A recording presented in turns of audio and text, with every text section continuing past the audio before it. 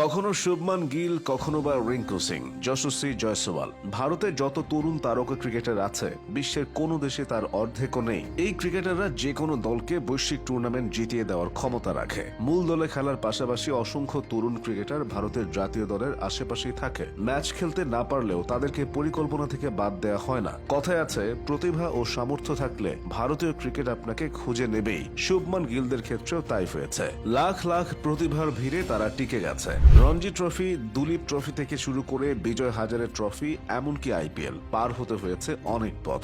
IPL নিলাম তো অনেক ক্রিকেটারের জীবনই বদলে দিয়েছে। তবে শুধুই প্রতিযোগিতার মাধ্যমে এই তরুণ ক্রিকেটাররা উঠে আসেন না। দীর্ঘ পরিকল্পনার অংশ হিসেবে তাদের পেছনে শ্রম ও অর্থ ব্যয় করা হয়। জেনে নিন ভারত কিভাবে তরুণ প্রতিভা বের করে আনে। ভারতে অনূর্ধ্ব 19 ও অনূর্ধ্ব 16 পর্যায়ে 38টি দলের অংশগ্রহণের মাধ্যমে শুরু হয় ঘরোয়া ক্রিকেট। এই 38 দলের টুর্নামেন্টে অর্ধ হাজারেরও বেশি ক্রিকেটার অংশ নেয়। সেখান থেকে বেছে নেওয়া হয় 150 জন ক্রিকেটার। দৈবচয়ন প্রক্রিয়ায় এই তালিকা করা হয় না, সুনির্দিষ্ট নিয়ম ও পরিকল্পনা মাফিকই কাজটা করা হয়। 5 জন নির্বাচকের একটা প্যানেল গঠন করে দিয়ে বলা হয়, তোমাদের কাজ হিরে খুঁজে আনা, ঘুরে ঘুরে এই টুর্নামেন্টের ম্যাচ দেখা আর ভারতবর্ষের কোথায় কোন অজপাড়া গায়ে পড়ে আছে অমূল্য রতন তা বেছে আনা। তারপরও 5 জন মানুষের পক্ষে তা অসম্ভব। তাই আম্পায়ার, ম্যাচ অফিসিয়ালস এবং স্থানীয় স্কাউট বা অভিজ্ঞ ক্রিকেট বোদ্ধাদেরও সাহায্য নেওয়া হয়। প্রতিটি ম্যাচে ম্যাচ রেফারিকে একটি করে পারফরমেন্স চার্ট দেওয়া হয়, যা দেখে নির্বাচকেরা কোন খেলোয়াড় ম্যাচের কোন মুহূর্তে রান করছেন তার একটা প্রাথমিক ধারণা পেয়ে থাকেন।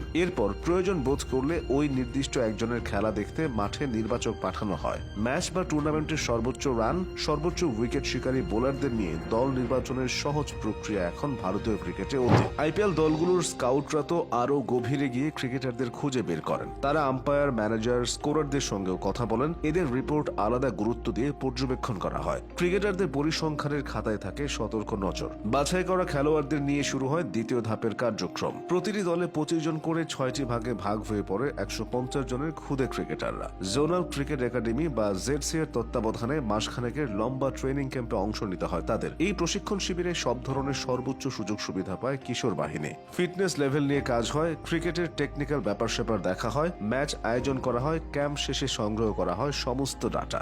এই ক্যাম্প বা একাডেমির ফিজিও, ট্রেনার সবাই আন্তর্জাতিক মানসম্পন্ন। সুতরাং ভারতীয় ক্রিকেট সংস্থা তার আগামী দিনের তারকাদের জন্য সর্বোচ্চ বিনিয়োগটাই করে। ফিটনেস লেভেল, চাপ নেওয়ার সক্ষমতা, উপস্থিত সিদ্ধান্ত গ্রহণের বিচক্ষণতা, run, wicket, catch, run out ইত্যাদির পাশাপাশি কোচিং প্যানেল যোগ করেন বিশেষত্বের ব্যাপারগুলো। যেমন কেউ স্ট্রাইক রোটেটিং এ ভালো, কেউ বিগ হিটিং এ পারদর্শী, কারো ফিল্ডিং এ ক্ষিপ্রতা আছে, কোনো বোলার লাইন লেংথে বেশ ধারাবাহিক। সব বিচার বিশ্লেষণ শেষে জুনিয়র নির্বাচক প্যানেল এবং এনসিএর কোচিং স্টাফের সম্মিলিত সিদ্ধান্তে 150 জনের দলটা নেমে আসে 50-এ। এই বিশাল কর্মযজ্ঞ কেবলই অনূর্ধ্ব 19 বিশ্বকাপ ঘিরে করা হয় না, বরং লক্ষ্যটা আরো বড়। বিসিসিআই মনে করে একজন খেলোয়াড়কে মাস কয়েকের পারফরমেন্স দিয়ে মূল্যায়ন করা অযৌক্তিক ও অনুচিত। অনেক ক্রিকেটার আছে যাদের প্রতিভার বিচ্ছুরণ একটু দেরিতে হয়। ভারতীয় ক্রিকেটে সূর্যকুমার যাদবই হয়তো এর সব থেকে বড় উদাহরণ। এভাবেই বিসিসিআই তরুণ ক্রিকেটারদের বের করে আনে, নিজেদের ক্রিকেটকে করে সমৃদ্ধ। অন্যান্য দেশে এসব হয় না বললেই চলে। ঠিক এই কারণেই অন্য দেশগুলোর তুলনায় টিম ইন্ডিয়ার পাইপলাইন এতটা সমৃদ্ধ।